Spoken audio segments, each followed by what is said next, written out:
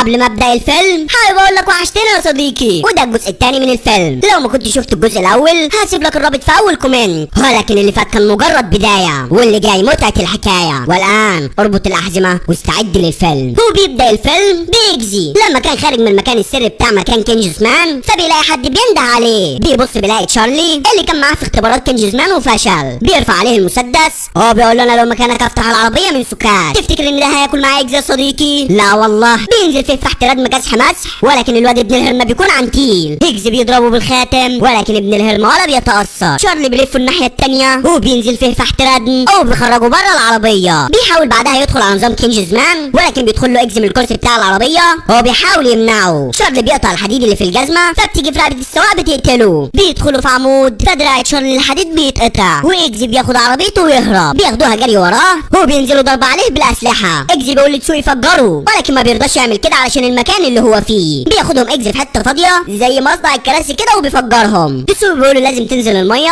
علشان الحكومه جايه وراه، وفعلا بينزل الميه بعربيته. وانا كمختار مصدق. بيوصل عند مخرج كنجز مان او بيخرج بالعربيه او بينط في البلاعه علشان يخرج، ولكن اجز بيكون ناسي دراع تشارلي اللي اتكسر في العربيه. في الوقت ده الدراع بيتحرك وبيدخل على انظمه كنجز مان وبيخترقها. بعدها اجز بيروح البيت بتاعه اللي اخده مكان هاري. بينده على حبيبته تيلادا او بيقول لها يلا بينا، واللي ما يعرفش مين تيلادا يا ريت يروح يتفرج على الجزء الاول. بياخد تيلادا هو بيروح عيد ميلاد صديقه براندون. بيحتفلوا بعيد ميلاده. اجز بيقول لهم انا عاوز حد يخلي باله من الكلبه بتاعتي، لانه رايح يتقدم لتيلادا علشان يتجوزها ويكمل نص دينه. ايه الحلو في الجواز يا ابني وانت عملت كل حاجه. المهم بعدها بنروح لمكان بعيد قوي وسط الادغال، موجود فيها اكتر واكبر تجار مخدرات في العالم. بوبي بتكون قاعده مع 2 تجار مخدرات بيتكلموا في شغل، فبتقول لهم ايه رايكم تقوموا تاكلوا؟ وطبعا في الاكل محدش بيقول لا. بتاخدهم على المطبخ وبتقول لهم اكيد انتم مدركين اهميه الدايره الذهبيه، لازم تسمعوا الكلام وتنفذوه. بتطلب من انخيل يحط زميله في المفرمه، وفعلا بيفرمه كانه بيعمل برجر. بعدها بنروح لاغزي بيصبح على تيلادا،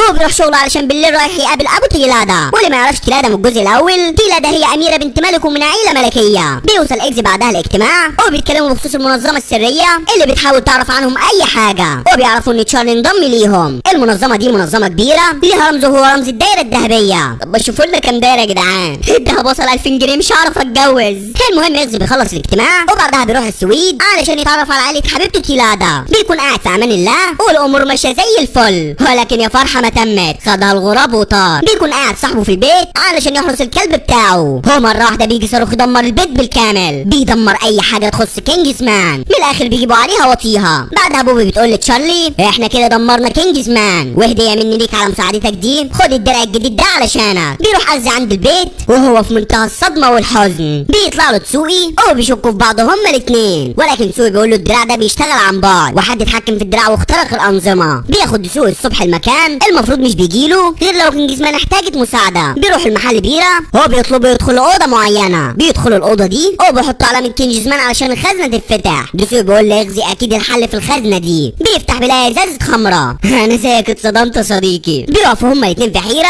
وبيشربوا برضه ازازه الخمره عادي جدا. بيبص اغزي في الازازه بالصدفه بيلاقي مكتوب عليها صنع في كنتاكي، فبيعرفوا ان دي اشاره ليهم علشان يروحوا هناك. ما بيكدبوش خبر وفعلا بيروحوا المصنع هناك في كنتاكي. بيخترقوا المسح الضوئي وبيدخلوا جوه، وهم بيدوروا جوه بيدخل عليهم واحد بسلاح. بيقول لهم انتوا بتعملوا ايه منك ليه هنا؟ بيقول له ده انت بقيت معلم وبتتكلم وانا واقف، ده انت تيجي تاخد دورك بقى. وفعلا بينزلوا فيهم فحت ردم لحد ما بيكسروا عظمهم بالكامل وبيربطوهم علشان يعرفوا هم تبع مين. العيال بكل سهوله بتعترف ولكن ما بيصدقوهمش. بيوريهم هاري وبينصدموا اول ما بيشوفوه. بيقول لهم ها هتعترفوا انتوا مين ولا ابعتكم لرب العالمين؟ بيقول له عليا طلع يا جدع دي الحقيقه. بيكون خلاص هيقتلهم، ولكن في اللحظه الاخيره بتدخل عليهم العميله جنجر وبتقول لهم العيال دي بتقول الحقيقه ما بتكدبش. بعدها بيدخلوا لهاري وبيعرفوا ان في جزء من ذاكرته مفقود بعد ما فالنتينو ضربه بالنار في دماغه. وتخيل انه لسه عايش يا صديقي، وانا كمختار مصدق. بعدها اكزي بيروح مع العميل ويسكي في المقر الرئيسي بتاعهم وبيحكي لهم ان تشارلي هو السبب في كل اللي حصل، وانه يقدر يوصل عن طريق حبيبته وهي رايحه له بالليل. بعدها هم قاعدين بتظهر عروق لونها ازرق في وش العميل ويسكي، فرئيسه بيقول له روح العياده خلي جنجز تشوفها. ولكن اللي هم ما يعرفوهوش ان بوبو بتعمل فيروس جديد وبتحطه لاي حد بيشرب مخدرات اللي هي بتصنعها. المهم بنروح بعدها لهاري وهم بيدوروا له على حل علشان يرجعوا له بيه ذاكرته. بيحاولوا يفكروه باي صدمه حصلت ليه في الماضي. بيشغلوا له الميه في الاوضه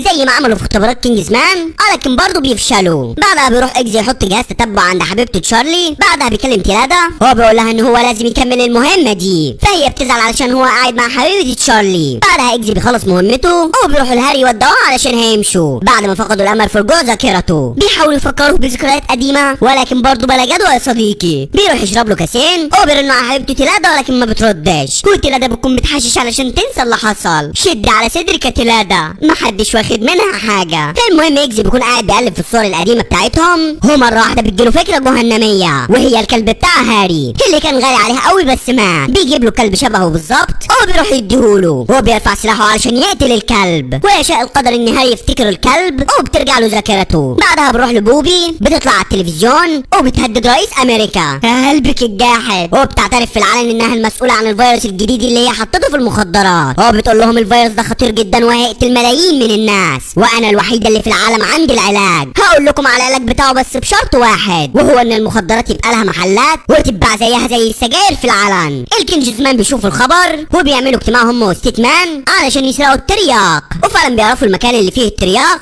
وبيروحوا هناك. اكزي بيسرقوا ولكن مرة واحدة بيشوفوا تشارلي وبيجروا وراه. بيفضلوا يجروا منه لحد ما بيوصلوا عند المكان ده وبيستخبوا فيه وهم بيبصوا على الترياق وبيجي وراه جيش من السلاحين. بيفضلوا يضربوا عليهم نار وللاسف الترياق بيتكسر. العميل اللي مع اكزي بيطلع لهم لوحده. الواد ابن الهرمة بيكون عنتيل بمسدس خرز ملوش اي 30 لازمة بيخلص عليهم بالكامل وكمان بيضرب فيهم من غير ما بيبص عليهم. هو انا كمختار مصدق. بعدها بيرجع لهم ولكن بتهجم عليهم ناس تانية. هاري بيكون شاكك فيه فبيديله طلقة في دماغه ولكن اكزي بيحط له الجهاز ده في دماغه علشان يعالجه زي ما عملوا مع هاري قبل كده. بتهجم عليهم ناس تانية برشاشات. تفتكر انهم هيموتوا يا صديقي؟ لا والله. هاري بترمي عليهم قنبلة بتجمدهم كلهم. بعدها تشارلي بيفجر المكان بتاع الترياق فما بيكونش قدامهم حل غير انهم يروحوا سنغافور. في الوقت ده ابوه بيتكلم رئيس امريكا.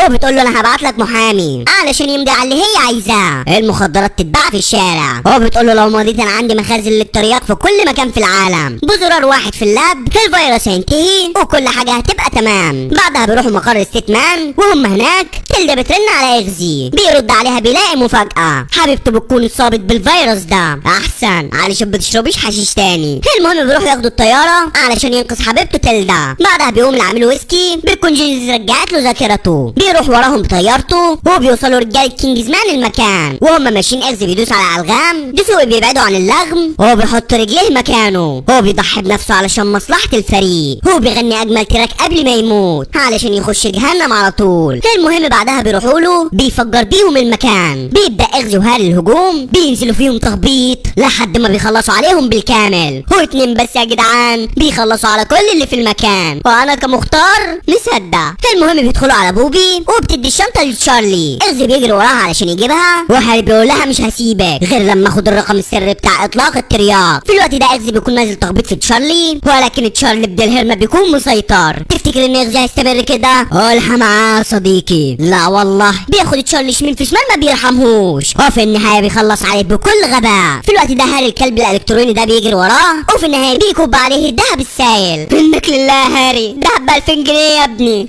المهم بعدها بيطلعوا هو واكزي وبيروحوا لبوبي علشان تقول الباسورد. ما بترضاش طبعا تقول لهم فبيدوها حقنه هيروين في رقبتها وبكده لو ما اعترفتش هتروح في الانترفيتش. الفيروس هيتنقل ليها هي كمان. وتسوى الله يرحمه عمل تسريع للاعراض بتاعته يعني لو ما قالتش نص ساعه بالكتير وهتموت. وفعلا بتقول لهم على الباسورد وبعدها بتموت من الجرعه اللي خدتها. هاري بيقول لاكزي دي تقريبا ماتت. بيقول له بقى هي اللي فضلت تقول اديني الحقنه بسرعه ارجوك محتاجه الجرعه. بيكتبوا الباسورد ولكن ما بيلحقوش. بيظهر لهم اللي عامل ويسكي هو بيخليهم يسلموا اسلحتهم وبيقول لهم انا فعلا كنت ضدهم في البدايه وده بسبب ان انا مش عاوز مدمنين تاني في العالم لان حبيبتي اتقتلت على ايد واحد مدمن ولكن الحقيقه ابقى من الميت. انا جيت هنا علشان اوقفكم. تفتكر انه هيوقفهم يا صديقي؟ لا والله. هي الثلاثه بينزلوا تخبط في بعض وفي النهايه اكزي وهاري بيرموه في المفرمه وبيعملوا منه نفس البرج اللي عملوه في بدايه الفيلم. بعدها بيكتبوا الباسورد وبينقذوا العالم من الفيروس. بعدها اكزي بيروح يتجوز تيلادا وبيعملوا الفرح في القاعه اللي حجزت فيها الفرحي. عقبالك يا صديقي وعقبال احمد اللي كاتب الفيلم. وهنا